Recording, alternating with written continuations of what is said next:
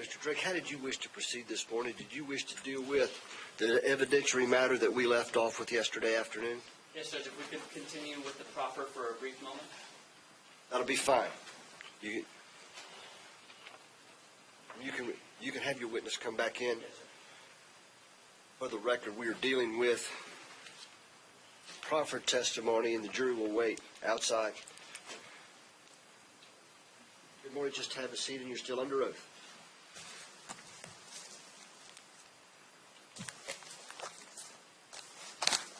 Go right ahead. Thank you, Judge. Good morning, ma'am.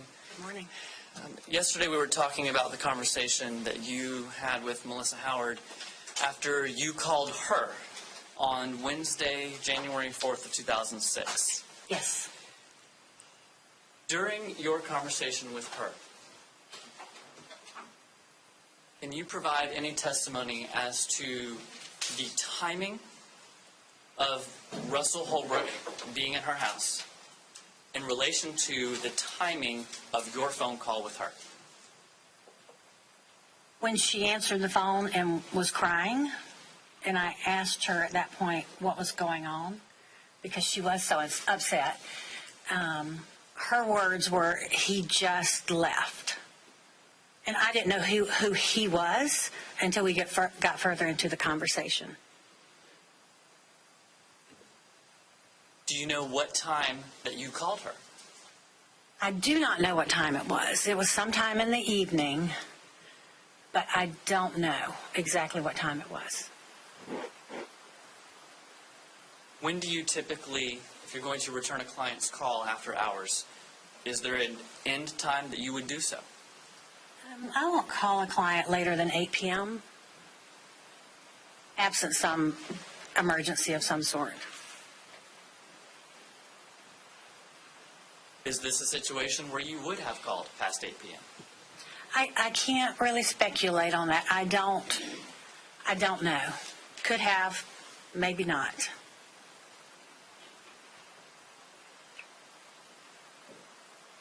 Was anything present in your mind when you returned her call as to whether or not this was an emergency? No, none whatsoever, because the message that she had left the day before was just, she wanted me to call her back. There wasn't anything with it as far as the subject. Okay, thank you, ma'am. Your Honor, Questions? yeah, just for the purposes of the conflict laying the foundation, Right. we don't have any further questions. Okay. You had objected to the content of the telephone conversation. Would you like to be heard? Yes, Your Honor. We're going to have multiple objections, but I'm going to deal with the hearsay. Deal with the hearsay first. The excited utterance exception. The state has the burden to show that the three elements, and that it happened at the time the event occurred, she was excited, and that she had no time to reflect upon that information before she made the alleged utterance. The state has the burden under the case law that we provided to the court pursuant to our discussions yesterday. I think it's pretty clear that they have the burden to show whatever the period of time is, and during that period of time, that Melissa Howard had no time to reflect upon or to have any thoughtful processes about from the time of the event until the time of the alleged statement. They haven't done so. She just says, they said they were just here, just could be a lot of things. 1 minute, 5 minutes, 10 minutes, 15 minutes, an hour. It could really be a lot of things. And she's not going to be able to know how long and how much time was there. And I don't believe the state has met their burden. Mr. Drake, would you like to respond? Yes, Your Honor. Judge, the testimony of Ms. Burke is that Melissa Howard said that Russell Holbrook just left. She was crying when she answered the phone. She was already upset, and she said he just left. We also know that Ms. Burke would not ordinarily return client phone calls after 8 p.m. absent an emergency, and she testified that she had no reason to think there was an emergency in this case because the message from the day before was simply, "Would you please call me?" Therefore, there's no reason Ms. Burke would have called past 8 p.m. We know from other testimony in the case that this... You're suggesting Miss Burke knew there was an emergency? No, that she did not. I had no idea. And so there was no reason for her to return a call after 8 p.m. to depart from her normal practice. So I believe the testimony establishes this phone call would have occurred by 8 p.m. We know from other evidence in this case that this encounter occurred after church on Wednesday night, which would have put Mr. Holbrook at her house between 7:30 and 8, based on the timing of the church. Judge, also, you will have a chance. Judge, I apologize. I'm sorry.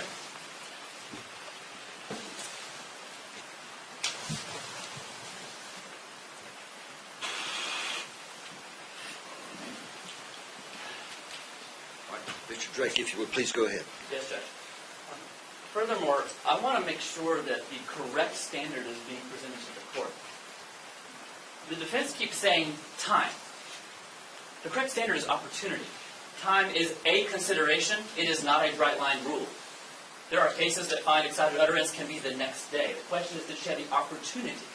And in this case, she had no reason to know that Ms. Burke was going to be calling sometime that evening to where she can prepare and reflect, and I'm going to make up this story, and there was no opportunity for that. He had just left, and she was upset. The fact that she started talking faster and faster shows this whole time there was no opportunity to engage in conscious reflection because of her emotional state. Therefore, Judge, I do believe the state has shown that this qualifies as an excited utterance and should be presented. All right.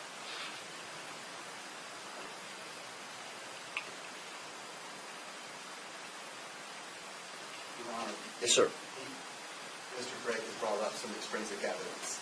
That being, what did he bring up that's extrinsic? I was going to point out to the court that Yes. the daughter, Carrie, previously testified that they were outside.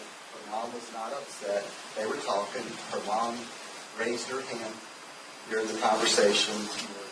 Something like this. I think I'm doing it right. But I recall. right. Okay. But getting back to responding to the legal argument, Brandenburg versus State, 890 Southern 2nd, 267, the First District Court of Appeals, which is the next appellate court above us. You know that. I know. They held there was error to admit the statement of a victim as an excited utterance when the only time the statement was made. In Hutchinson v. State, it's a Supreme Court case. It was, and it's a case that originated here in Okaloosa County and made its way all the way to the Florida Supreme Court. It was I'm very familiar with the Hutchinson case. It's abrogated on other grounds. It's still good law for this proposition. They held that testimony concerning a telephone conversation between a murder victim and a friend on the evening of the earlier, she had a telephone conversation with a friend that, quote, had a big fight with the defendant. The court said it was not admissible as an excited utterance because the record did not reflect whether there was an opportunity to engage in reflective thought and only reflected that probably a lapse of 30 minutes between the time of the alleged fight and the call. And there's some more, I'll give with the brief, I'm just trying to hit the highlights here. Certainly. Similarly, in Brown versus State, 132 Southern 3rd, 312, Fourth District Court of Appeal held that a prosecution for attempted sexual battery, the testimony from the victim's friend concerning the rule here in question 90.8032, that the victim's statements to her describing the assault by the defendant, it was in a sexual battery case, he was describing the assault that had occurred to her. They said it should not have been allowed in because it's unclear from the record the time between the incident and the time when the victim told the friend of the incident. Therefore, the state did not meet its burden to establish the victim did not engage in the assault before telling the friend of the incident. That's exactly where we're here right now. Don't know the time. We have no evidence of whether or not there was reflective thought. Understood. Except for Carrie, who says no. I mean, I'm sorry, except for Carrie, who says that there was no excitement. She observed no excitement before she left, I think was her testimony. Do we disagree that that was the content of Carrie's testimony? Okay. And I'll pose this question to each of the attorneys. Is the case now not clear that time in and of itself is not the only factor that the court is to consider? And that 5 minutes could be plenty of time to show reflection, and up to 24 hours might not be the death knell, if you will, to a statement consistent with what the state's suggesting here be admissible. Will we agree with that assessment also? But it is a factor for consideration. We agree with that? Yes, sir. All right. Here's a question I do have. The Supreme Court has indicated that the burden is on the offering party to demonstrate that the declarant, meaning the person who made the statement, did not engage in reflective thought. That is my understanding of the law of the state of Florida. Do we disagree with that? I agree. All right. That being the case, Mr. Drake, I'll hear your position with respect to why the statement I think that we heard proffered yesterday is an excited utterance and therefore an exception to the hearsay rule.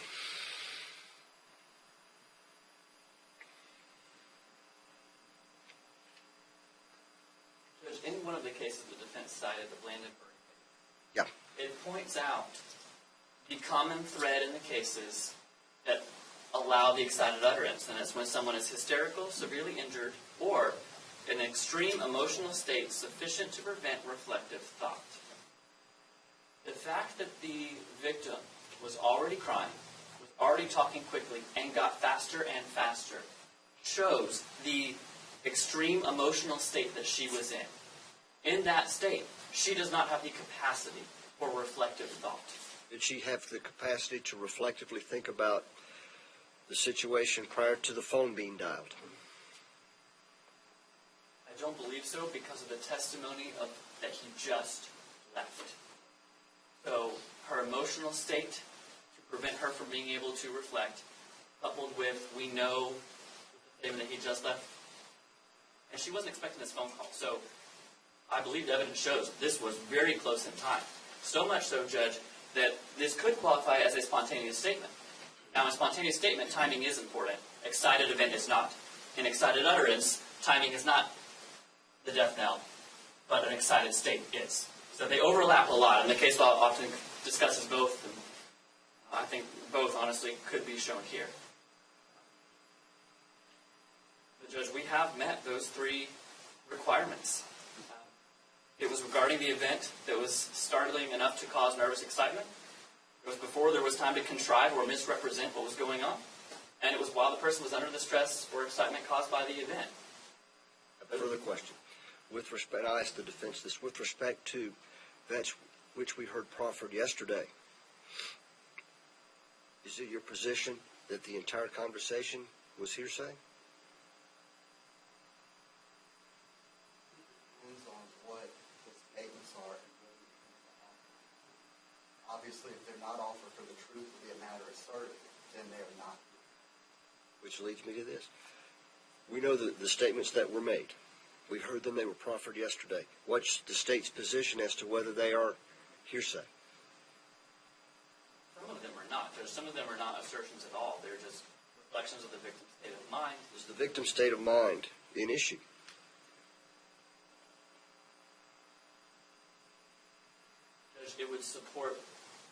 It would tend to support other witnesses that Russell Holbrook went to the house. Her change in state of mind that night would serve to corroborate other testimony in the case that, yes, the defendant. In the statement you're referring to, I believe there was testimony from the stand yesterday that, you may have to ask further questions to make sure I don't misunderstand. What was testified to was that Ms. Howard said, let's just, and I'm paraphrasing because I don't have the quote, let's just let him have the children. If that was the testimony that Ms. Burke provided yesterday that Ms. Howard told her. Is that hearsay? No, Judge, that's not a factual assertion that can't be offered for its truth. And you're not offering it for its truth. Thoughts? Not hearsay. All right. It's not hearsay. Therefore, that statement, and the court agreed, that's the reason I asked the question. It's clearly not hearsay. It's not being offered for the proof of the matter asserted. However, it's probably being offered for the effect on Ms. Howard and to corroborate other evidence for the jury in their determination of, A, whether they believe that in this case the gentleman went over to the house, and B, if he did, why he did. But it's not being offered for the truth of the matter asserted. The main statement, and I think the main statement the defense is very concerned about the admissibility of, is the testimony that, again I'm paraphrasing, but my recollection is this: he, meaning in this case the defendant, came over here on behalf of my ex-husband just like we knew he would. Just like I knew he would. That's being offered for the truth of the matter asserted, isn't it? Yes, sir. That really is, although you're objecting to it all, understanding the one statement's not hearsay, and you have other reasons to object to it. But that is the statement that you, meaning the defense, really believes does not meet an exception to the hearsay rule under an excited utterance, based on the evidence presented. Is that my understanding of your position? That is correct. Certainly. Talk about the Blandenburg case. Yes. And I agree with exactly what he said, the Blandenburg case. In that case, it talked about it being hysterical, and I forget the rest of the sentence. Ms. Burke testified yesterday specifically that Melissa Howard was not hysterical. And in the Blandenburg case, that one of the reasons why they said it is that she was hysterical. No, I agree with your assessment that the word hysterical wasn't used. Here's what I recall, and I will invite correction of my understanding, that she recalls Melissa Howard not being able to get words out because of sobbing, crying, and becoming more upset as the conversation was extended. That's my recollection of the testimony. The word hysterical, I agree with your assessment, wasn't used.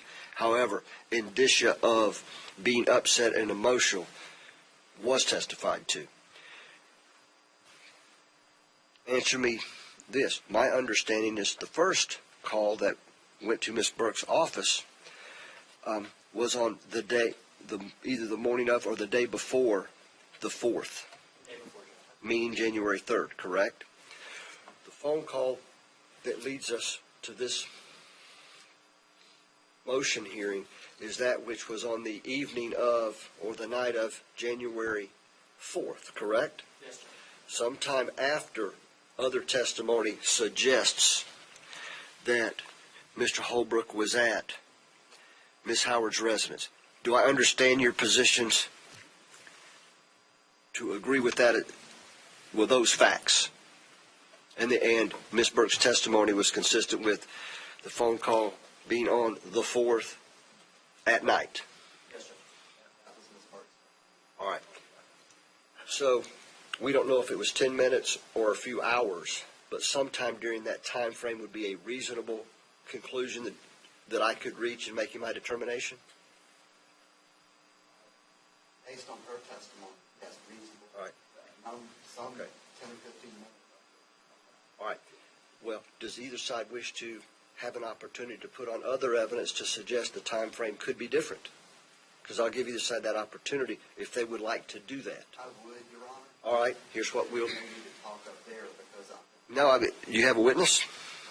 I've got a phone record that we will put in later, but it's not in the address. Very well. What we'll do, if he'll be kind enough to wait outside, there may be evidence or proffered information that you as a witness would not be able to listen to.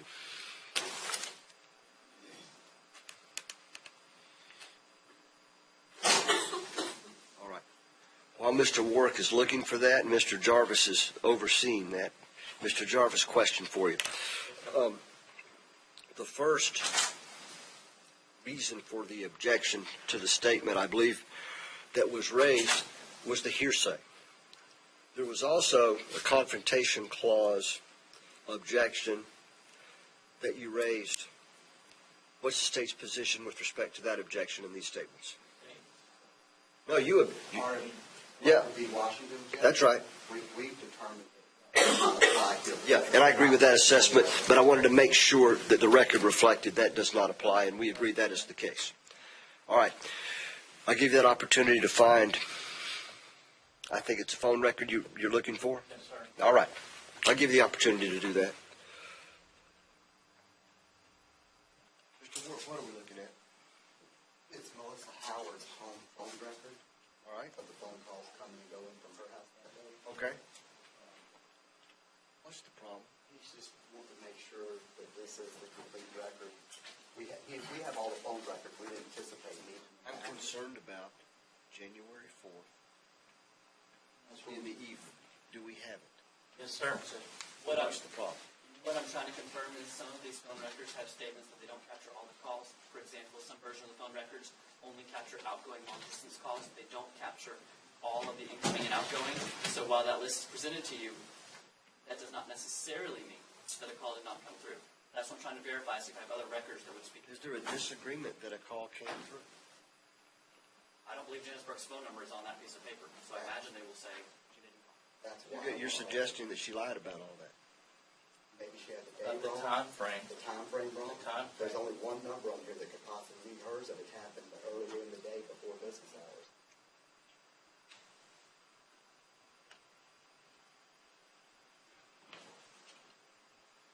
You heard for the first time today that this witness was going to be called in this trial? You heard? Yeah. Yes, When did you Your know? Honor. How many months ago did you know? She's It's an easy question. been listed as witness from pretty much the beginning, but we were. So today, while my jury's sitting in here, you don't have what we need to see with months to have it ready. Is that my understanding? We'll be in recess for 15 minutes, and you better have it. All rise, please.